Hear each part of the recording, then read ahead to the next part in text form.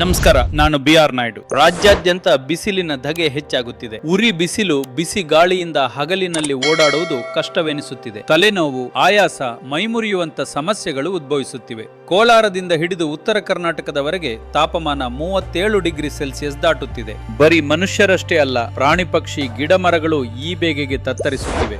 ಈ ಸುಡುವ ಬಿಸಿಲಿನಲ್ಲಿ ನಿಮ್ಮ ಆರೋಗ್ಯ ಕಾಪಾಡಿಕೊಳ್ಳುವುದು ಹೇಗೆ? ಇಲ್ಲಿದೆ ಇಂದಿನ ವಿಶೇಷ ಮಾಹಿತಿ. ಬೆಳಗ್ಗೆ 11ರಿಂದ ಸಂಜೆ 4 ಗಂಟೆಯವರೆಗೆ ಬಿಸಿಲಿನ ಪ್ರಖರತೆ ಹೆಚ್ಚಿರುತ್ತದೆ. ಈ ಸಮಯದಲ್ಲಿ ಚರ್ಮದ ಕಾಯಿಲೆ ಮತ್ತು ನಿರ್ಜಲೀಕರಣ ಅಥವಾ ಡಿಹೈಡ್ರೇಷನ್ ಆಗುವ ಸಾಧ್ಯತೆ ಹೆಚ್ಚು. ಬಿಸಿಲಿನಿಂದ ಚರ್ಮವನ್ನು ರಕ್ಷಿಸಿಕೊಳ್ಳುವುದು ಬಹಳ ಮುಖ್ಯ. ದಿನಕ್ಕೆ 2 ಬಾರಿ ಸ್ನಾನ ಮಾಡಿ ಚರ್ಮಕ್ಕೆ ಮಾಯಿಶ್ಚರೈಸರ್ ಮತ್ತು ಸನ್ಸ್ಕ್ರೀನ್ ಲೋಷನ್ ಬಳಸಿ. ಮುಖ್ಯವಾಗಿ ಸಡಿಲವಾದ ಕಾಟನ್ ಬಟ್ಟೆಗಳನ್ನು ಧರಿಸಿ ಮತ್ತು ಹೊರಹೋಗುವಾಗ ಛತ್ರಿ ಬಳಸುವುದನ್ನು ಮರೆಯಬೇಡಿ. ಬರೀ ಹೊರಗಿನ ರಕ್ಷಣೆಯಷ್ಟೇ ಅಲ್ಲ, ದೇಹದ ಒಳಗಿನ ತೇವಾಂಶವೂ ಮುಖ್ಯ. ಬಾಯಾರಿಕೆ ಆಗದಿದ್ದರೂ ನೀರು ಕುಡಿಯುತ್ತಿರಿ. ಎಳನೀರು, ಮಜ್ಜಿಗೆ ಮತ್ತು ತಾಜಾ ಹಣ್ಣಿನ ರಸಗಳು ನಿಮ್ಮ ಬೆಸ್ಟ್ ಫ್ರೆಂಡ್ಸ್ ಆಗಿರಲಿ.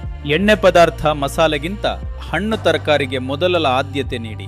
ಮಕ್ಕಳು ಮತ್ತು ವಯಸ್ಸಾದವರು ಮಧ್ಯಾಹ್ನದ ಹೊತ್ತು ಅನಗತ್ಯವಾಗಿ ಹೊರಗೆ ಹೋಗಬೇಡಿ.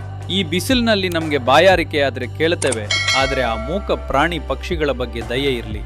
ನಿಮ್ಮ ಮನೆಯ ತಾರಸಿಯ ಮೇಲೆ ಅಥವಾ ಬಾಗಿಲ ಮುಂದೆ ಒಂದು ಪಾತ್ರೆಯಲ್ಲಿ ನೀರಿಡಿ. ನಿಮ್ಮ ಈ ಪುಟ್ಟ ಕೆಲಸ ಒಂದು ಜೀವ ಉಳಿಸಬಹುದು. ಹಲವು ಸಂಘ ಸಂಸ್ಥೆಗಳು ಅಲ್ಲಲ್ಲಿ ಪಾನಕ, ಮಜ್ಜಿಗೆ ವಿತರಿಸುತ್ತಿವೆ. ಈ ಮಾನವೀಯ ಕಾರ್ಯಕ್ಕೆ ನಮ್ಮದೊಂದು ಸಲಾಂ. ನೆನಪಿಡಿ, ಸಣ್ಣ ಮುನ್ನೆಚ್ಚರಿಕೆ ದೊಡ್ಡ ಆರೋಗ್ಯ ಸಮಸ್ಯೆಯನ್ನು ತಡೆಯಬಲ್ಲದು. ಆರೋಗ್ಯವಾಗಿರಿ, ಸುರಕ್ಷಿತವಾಗಿರಿ. ಜೈ ಹಿಂದ್, ಜೈ ಕರ್ನಾಟಕ.